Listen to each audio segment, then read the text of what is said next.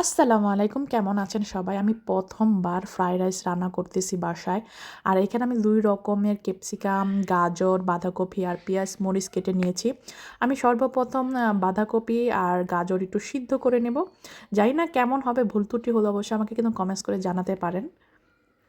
আর এই দিকে আমি মাংস নিয়েছি আর চিংড়ি মাছ নিয়েছি। এখন পাতিল বসিয়ে দিয়েছি এখানে। এখন তেল দিয়ে দিব।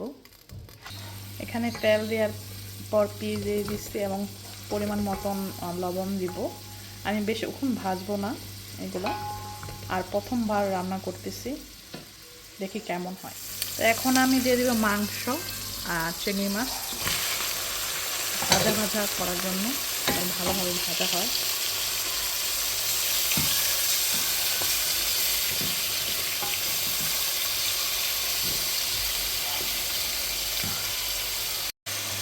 এইখানে আমি অল্প করে ভাজা জিরা আর হলুদ মরিচের গুঁড়ো দিয়েছি অল্প করে, যেন কালারটা সুন্দর আসে।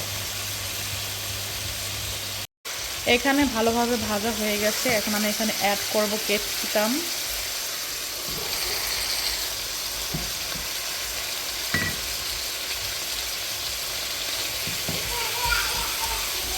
দেখতে খুব কালারফুল লাগতেছে। এগুলো আর একটু ভাজা ভাজা করে পরে অ্যাড করব অন্য জিনিস। তো এখানে আমি একটা ডিম অ্যাড করে দিতেছি।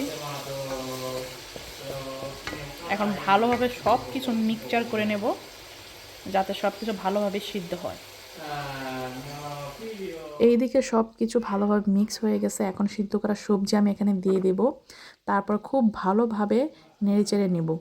আমি প্রথমবার রাঁধতেছি, আমার খুব আনইজি লাগতেছিল। যাই হোক, দিয়ে দিচ্ছি।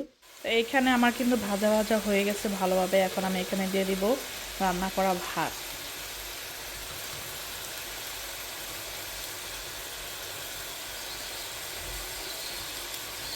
আপনারা চাইলে পোলাও চাল দিয়েও খেতে পারেন, বাট আমি ভাত দিয়ে দিচ্ছি সুন্দর করে।